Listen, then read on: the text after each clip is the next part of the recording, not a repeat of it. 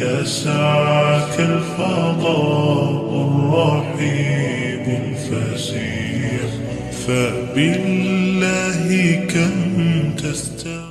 السلام علیکم، میرا نام عبدالرحیم ہے۔ میں مختلف احادیث کی کتابوں سے مختلف ٹاپکس پہ ویڈیوز بنا رہا ہوں۔ تو مسند ابو یعلا موصلی سے مختلف ٹاپکس پہ کچھ حدیثیں ہیں۔ اعوذ باللہ من الشیطان الرجیم، بسم اللہ الرحمن الرحیم۔ حدیث نمبر 256۔ حضرت سوید بن غفلہ رحمۃ اللہ علیہ فرماتے ہیں کہ حضرت علی رضی اللہ تعالیٰ عنہ نے فرمایا، جب تم کو میں حضور صلی اللہ علیہ وسلم کی حدیث بیان کروں تو میرے نزدیک آسمان سے گر جانا زیادہ محبوب ہے۔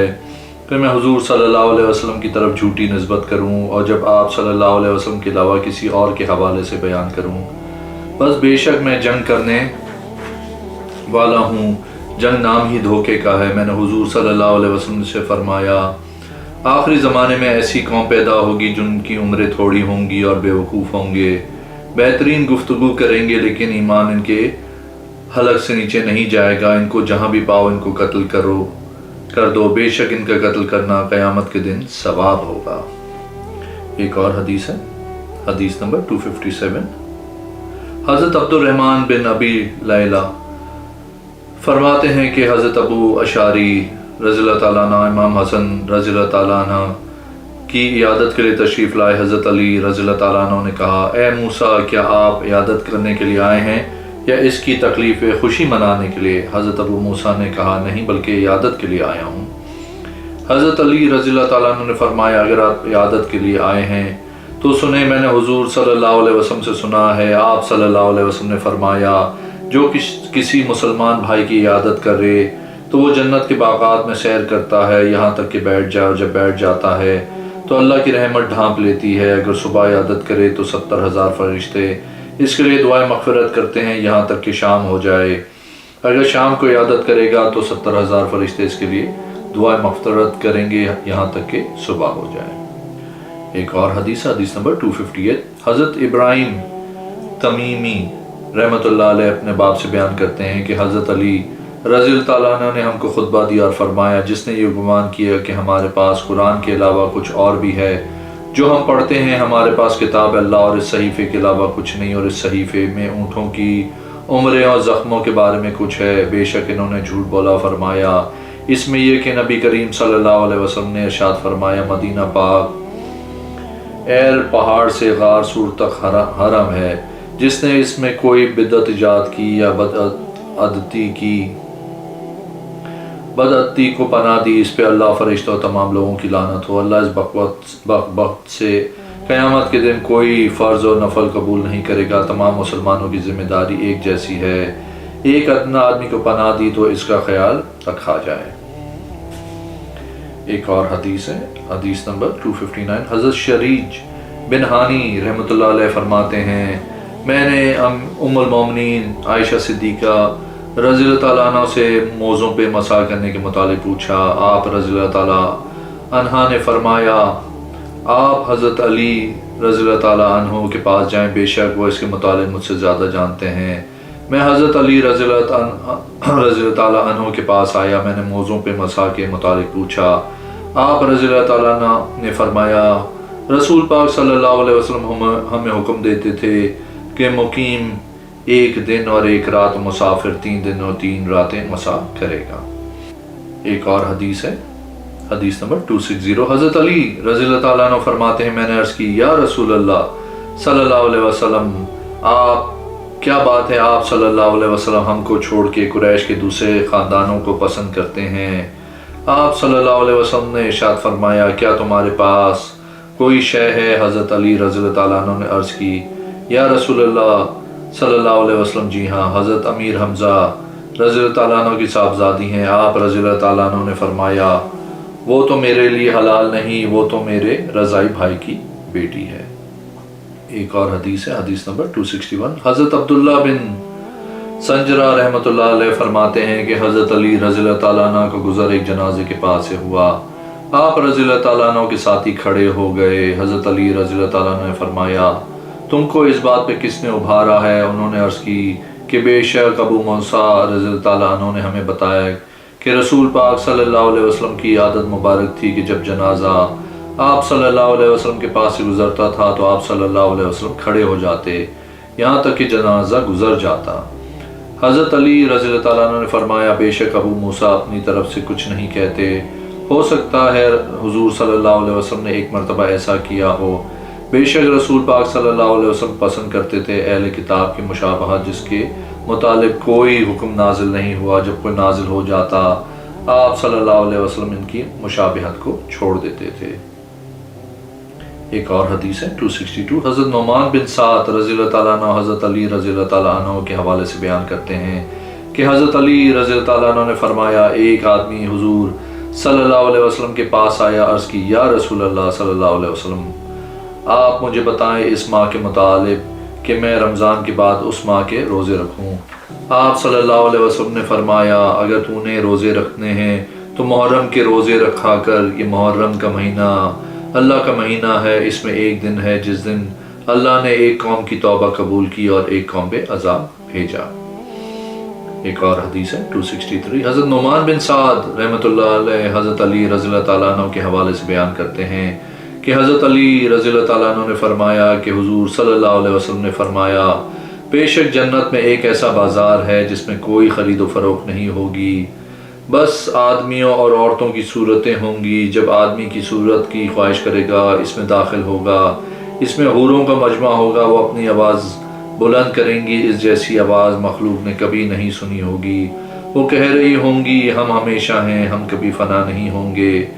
ہم ناز و نعمت میں پلی ہوئی ہیں اس لیے ہم تنگی میں نہیں رہیں گی، ہم بے شک راضی رہنے والی ہیں، بس ہم کبھی ناراض نہیں ہوں گی۔ خوشخبری ان کے لیے جو ہمارے لیے اور ہم اس کے لیے ہیں۔ ایک اور حدیث ہے حدیث نمبر 264، حضرت عبد الرحمن بن ابی لیلہ رحمۃ اللہ علیہ حضرت علی رضی اللہ تعالیٰ عنہ سے بیان کرتے ہیں کہ بے شک نبی پاک صلی اللہ علیہ وسلم نے جب اونٹ کو نہر کیا تو مجھے حکم دیا کہ میں اس کے گوشت اور اس کی کھال اور رسیاں وغیرہ صدقہ کر دوں گا۔ ایک اور حدیث ہے حدیث نمبر 265، حضرت جری بن کلیب رحمۃ اللہ علیہ حضرت علی رضی اللہ تعالیٰ عنہ سے بیان کرتے ہیں کہ حضرت علی رضی اللہ تعالیٰ عنہ نے فرمایا حضور صلی اللہ علیہ وسلم سینگ اور کان کٹے ہوئے کی قربانی کرنے سے منع فرماتے تھے۔ ایک اور حدیث ہے 267، حضرت عبداللہ بن زریر الغافقی رحمۃ اللہ علیہ رضی اللہ تعالیٰ عنہ سے روایت ہے کہ حضرت علی رضی اللہ تعالیٰ عنہ نے ارشاد فرمائے حضور صلی اللہ علیہ وسلم ہمارے پاس تشریف لائے، آپ صلی اللہ علیہ وسلم کے ایک ہاتھ میں سونا تھا دوسرے میں ریشم تھا، آپ صلی اللہ علیہ وسلم نے فرمایا دونوں سونا و چاندی میری امت کے مردوں پہ حرام ہیں۔ ایک اور حدیث ہے 268، حضرت سعد بن معاذ رضی اللہ تعالیٰ عنہ سے روایت ہے فرماتے ہیں میں ایک جنازہ پڑھنے کے لیے گیا، میں جنازہ رکھنے کے انتظار میں کھڑا رہا، پھر میں بیٹھ گیا، نافع بن جبیر رضی اللہ تعالیٰ عنہ میرے قریب ہی کھڑے تھے، جب جنازہ رکھا گیا تو میں بھی بیٹھ گیا۔ حضرت نافع بن جبیر رضی اللہ تعالیٰ عنہ نے کہا آپ جنازہ رکھنے کا انتظار کر رہے ہیں، اس کے بعد آپ بیٹھ گئے؟ میں نے کہا جی ہاں۔ اس حدیث کے پیش نظر مجھے حضرت ابو سعید خدری رضی اللہ تعالیٰ عنہ کے حوالے سے پہنچتی کہ حضرت ابو سعید رضی اللہ تعالیٰ عنہ نے کہا مجھے عبداللہ بن مسعود رضی اللہ تعالیٰ عنہ نے بتایا، انہوں نے حضرت علی کو فرماتے ہوئے سنا کہ حضور صلی اللہ علیہ وسلم ایک جنازے کے لیے کھڑے ہوئے، پھر آپ صلی اللہ علیہ وسلم بیٹھ گئے اور ہم کو بھی بیٹھنے کا حکم دیا۔ ایک اور حدیث ہے حدیث نمبر 269، حضرت علی رضی اللہ تعالیٰ عنہ فرماتے ہیں رسول پاک صلی اللہ علیہ وسلم ہمارے پاس تشریف لائے، یہاں تک کہ آپ صلی اللہ علیہ وسلم نے اپنا پاؤں میرے اور فاطمہ کے درمیان رکھا۔ آپ صلی اللہ علیہ وسلم نے ہمیں سکھایا کہ جب ہم اپنے بستر پہ سونے کے لیے آئیں تو کیا پڑھیں۔ آپ صلی اللہ علیہ وسلم نے فرمایا 33 مرتبہ سبحان اللہ، 33 مرتبہ الحمدللہ، 33 مرتبہ اللہ اکبر پڑھ لیا کرو۔ حضرت علی رضی اللہ تعالیٰ عنہ فرماتے ہیں اس کے بعد میں نے کبھی نہیں چھوڑا۔ ایک آدمی نے عرض کی جنگ صفین میں بھی؟ فرمایا ہاں جنگ صفین میں بھی نہیں چھوڑا۔ ایک اور حدیث ہے 270، حضرت علی رضی اللہ تعالیٰ عنہ سے روایت ہے حضور صلی اللہ علیہ وسلم وطروں میں یہ دعا پڑھتے تھے، اے اللہ میں تیری رضا کی پناہ مانگتا ہوں، تیری ناراضگی سے، تیرے معاف کرنے کے ذریعے سے، تیرے عذاب سے، تیری پناہ مانگتا ہوں اور تجھ سے تیری پناہ مانگتا ہوں، میں تیری تعریف کا حق ادا نہیں کر سکتا جس طرح تو نے خود اپنی تعریف کی ہے۔ ایک اور حدیث ہے 271، حضرت علی رضی اللہ تعالیٰ عنہ فرماتے ہیں حضور صلی اللہ علیہ وسلم نے مجھے منع کیا اور میں تمہیں نہیں کہتا کہ ہم تمہیں منع کرتے ہیں سونے کی انگوٹھی اور ریشم اور رکوع میں قرآن پاک پڑھنے سے۔ ایک اور حدیث ہے 272، حضرت ابو عبید مولا عبد الرحمن بن عوف رضی اللہ تعالیٰ عنہ فرماتے ہیں میں نے حضرت علی رضی اللہ تعالیٰ عنہ کو فرماتے ہوئے سنا کہ مجھے حضور صلی اللہ علیہ وسلم نے قربانی کا گوشت 3 دن سے زیادہ رکھنے سے منع فرمایا۔ ایک اور حدیث ہے 273، حضرت علی رضی اللہ تعالیٰ عنہ سے روایت ہے کہ رسول اللہ صلی اللہ علیہ وسلم قبروں کی زیارت اور مخصوص برتنوں سے اور 3 دن کے بعد قربانی کے گوشت کو رکھنے سے منع کرتے تھے۔ پھر آپ صلی اللہ علیہ وسلم نے فرمایا میں تم کو قبروں کی زیارت سے منع کرتا ہوں اگر میں اجازت دیتا ہوں کہ زیارت کرو، بے شک قبروں کی زیارت آخرت کو یاد دلاتی ہے، اور میں تم کو مخصوص برتنوں میں پینے سے منع کرتا ہوں اب پی لیا کرو اور ان سے بچو جو نشہ دے، اور میں تم کو قربانی کے گوشت کو 3 دن سے زیادہ رکھنے سے منع کرتا تھا اب روک لیا کرو، وہ تمہارے لیے ظاہر ہوا۔ ایک اور حدیث ہے 274، حضرت علی رضی اللہ تعالیٰ عنہ حضور صلی اللہ علیہ وسلم سے روایت کرتے ہیں کہ حضور صلی اللہ علیہ وسلم نے فرمایا کسی انسان کی اطاعت اللہ عز و جل کی نافرمانی میں نہیں ہے۔ ایک اور حدیث ہے 275، حضرت علی رضی اللہ تعالیٰ عنہ فرماتے ہیں جنگ بدر کے دن حضرت مقدار رضی اللہ تعالیٰ عنہ کے علاوہ کوئی بھی گھوڑے سوار پہ نہیں تھا، بے شک ہم نے دیکھا کہ رسول پاک صلی اللہ علیہ وسلم کے علاوہ ہر کوئی سویا ہوا تھا مگر نبی کریم صلی اللہ علیہ وسلم ایک درخت کے نیچے نماز پڑھتے اور رو رہے ہوتے یہاں تک کہ صبح ہو جاتی۔ ایک اور حدیث ہے حدیث نمبر 276، حضرت علی رضی اللہ تعالیٰ عنہ نے فرمایا حضور صلی اللہ علیہ وسلم نے مجھے منع فرمایا کہ میں انگوٹھی سبابہ اور درمیانی انگلی میں رکھوں۔ ایک اور حدیث ہے 277، حضرت علی رضی اللہ تعالیٰ عنہ سے روایت ہے حضور صلی اللہ علیہ وسلم رمضان شریف کے آخری عشرے میں اپنے خاندانوں کو جگاتے تھے۔ ایک اور حدیث ہے 278، حضرت علی رضی اللہ تعالیٰ عنہ سے روایت ہے کہ حضور صلی اللہ علیہ وسلم ہر اعضاء کو وضو میں 3 مرتبہ دھوتے تھے۔ ایک اور حدیث ہے 279، حضرت علی رضی اللہ تعالیٰ عنہ فرماتے ہیں کہ رسول اللہ صلی اللہ علیہ وسلم میرے پاس سے گزرے اس حال میں کہ میں بیمار تھا اور میں یہ دعا کر رہا تھا اے اللہ اگر میری موت قریب ہے تو مجھے راحت عطا فرمایا، اگر متاخر ہے تو میری زندگی میں گنجائش عطا فرما، اور اگر آزمائش ہے تو مجھے صبر کی توفیق عطا فرما۔ حضور صلی اللہ علیہ وسلم نے میرے سینے پہ ہاتھ مارا، دعا بھی دی